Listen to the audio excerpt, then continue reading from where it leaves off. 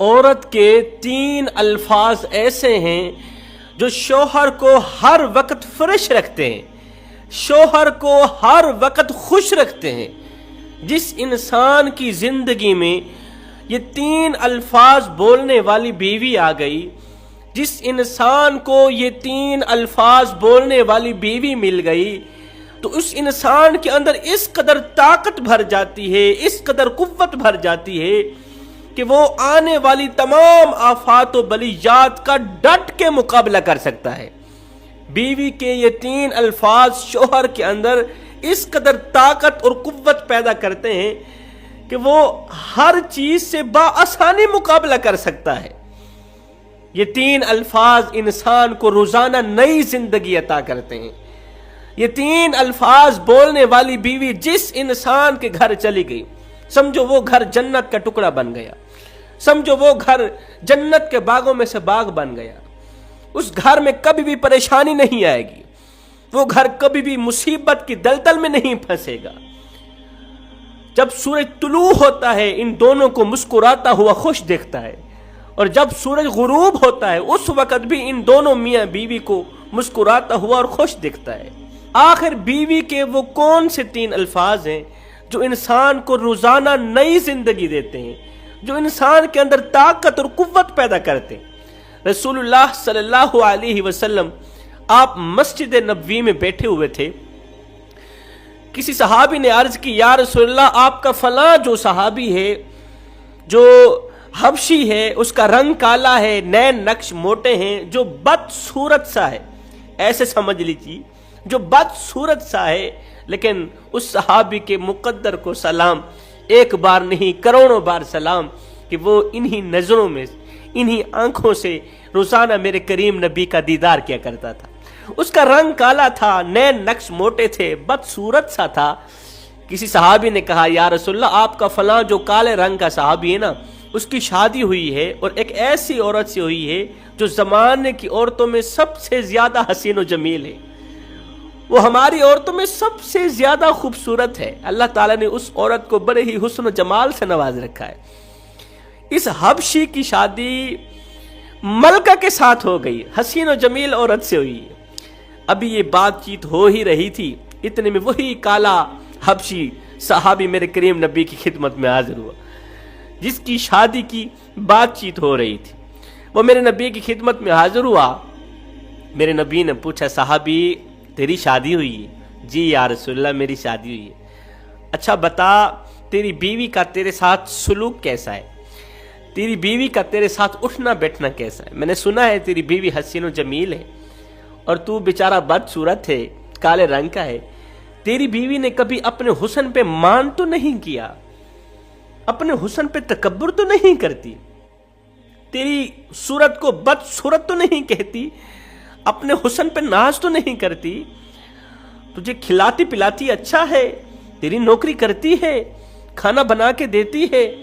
اور تیرا خیال بھی رکھتی ہے، تیری فکر بھی کرتی ہے، تیری امانت کی خیانت تو نہیں کرتی، تیرے گھر سے باہر نکلنے کے بعد کسی غیر محرم کو اپنے گھر میں تو نہیں بلاتی، تیرے گھر سے نکلنے کے بعد تیری غیر موجودگی میں اور تیری اجازت کے بغیر گھر سے باہر تو نہیں نکلتی، اس کے لوگوں کے ساتھ کوئی تعلقات تو نہیں ہے۔ یہ سن کر اس صحابی نے کہا، یا رسول اللہ میں قربان جاؤں آپ کے نام پر، آپ کی شان پر، میری جو بیوی ہے وہ جس قدر خوبصورت ہے اس سے کہیں زیادہ وہ نیک سیرت بھی ہے، جس قدر وہ حسین و جمیل ہے اس سے کہیں زیادہ وہ پرہیزگار بھی ہے۔ حضور میری بیوی میری اس قدر نوکری کرتی ہے جس قدر ایک لونڈی مالک کی نوکری کرتی ہے، جس قدر ملازمہ مالک کی نوکری کرتی ہے، خدمت کرتی ہے۔ میری بیوی میری اجازت کے بغیر گھر سے باہر نہیں نکلتی اور میری غیر موجودگی میں کسی غیر شخص کو اپنے گھر میں نہیں بلاتی۔ میری بیوی نے کبھی اپنے حسن پر مان نہیں کیا، اپنے حسن پر تکبر نہیں کیا۔ میری بیوی روزانہ میرے ساتھ اس قدر پیار کرتی ہے، ٹوٹ کے محبت کرتی ہے، اس قدر کرتی ہے کہ روزانہ وہ مجھے نئی زندگی دیتی ہے۔ حضور جب میں اپنی بیوی کو دیکھتا ہوں اللہ کا شکر ادا کرتا ہوں، مالک تو نے مجھے بیوی ایک ایسی دی ہے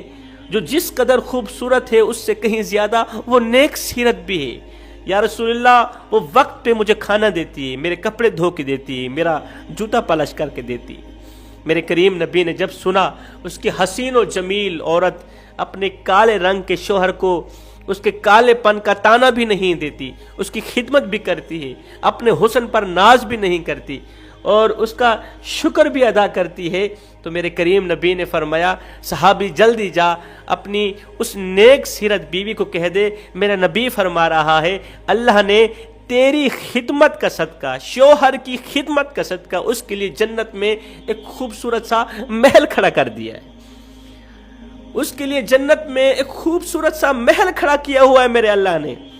وہ کس چیز کی جزا ہے؟ اسی چیز کی جزا ہے کہ وہ اپنے شوہر کی خدمت کرتی ہے، اپنے شوہر کی نوکری کرتی ہے۔ اب آتے ہیں وہ کون سے 3 الفاظ ہیں جو شوہر کو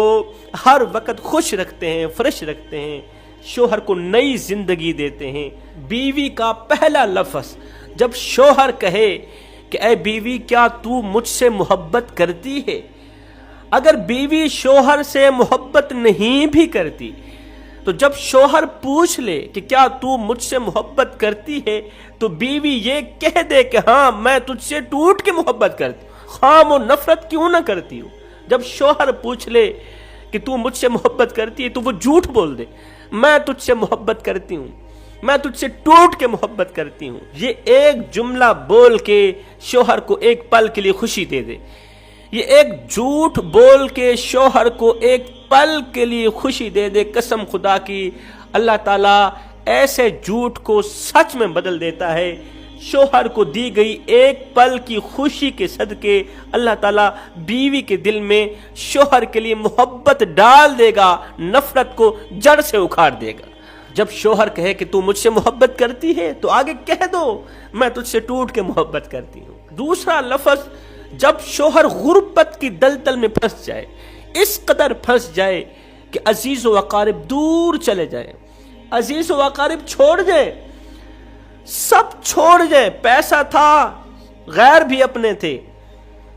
دشمن بھی اپنے تھے، عزیز و اقارب سب اپنے ہی تھے، آج پیسہ نہیں ہے تو کوئی غریب آنے کے لیے تیار نہیں ہے۔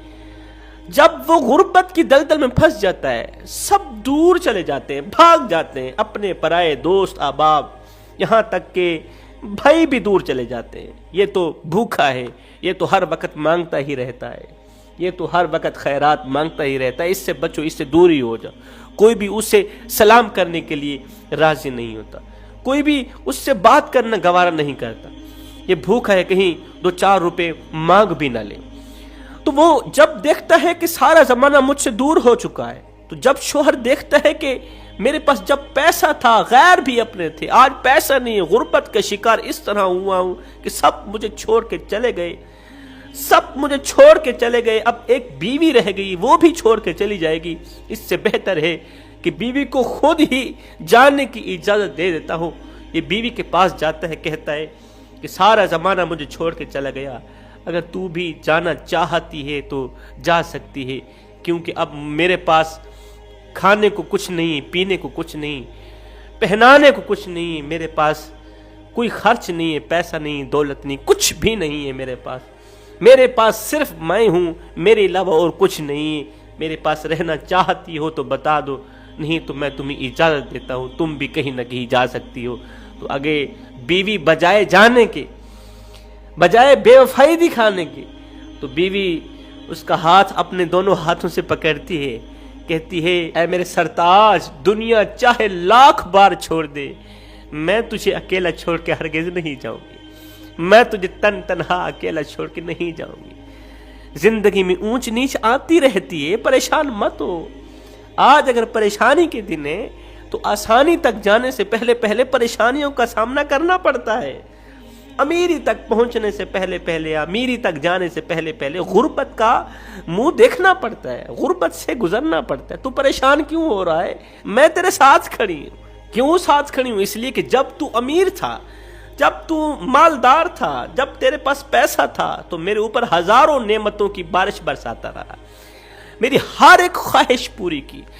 کمزور سے کندھے پہ بوریاں لاد کے دن رات ایک کر کے تو نے میری ہر ایک خواہش پوری کی۔ آج تو غربت کا شکار ہی کیا ہو گیا، تو کیا میں تجھے اکیلا چھوڑ کے چلی جاؤں؟ ایسا ہرگز نہیں ہو سکتا۔ تیسرا لفظ، جب شوہر ناراض ہو جائے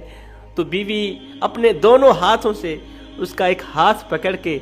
ہاتھ چوم کر کہے، او میرے سرتاج، میں اس وقت تک نہیں سوں گی جب تک تو مجھ پہ راضی نہیں ہوگا۔ فرمایا یہ 3 الفاظ بولنے والی بیوی جس گھر میں چلی جائے اس گھر کو جنت کے باغوں میں سے باغ بنا دیتی ہے، اس شخص کو ہر وقت جوان رکھتی ہے، اس قدر جوان رکھتی ہے کہ اسے بوڑھا نہیں ہونے دیتی۔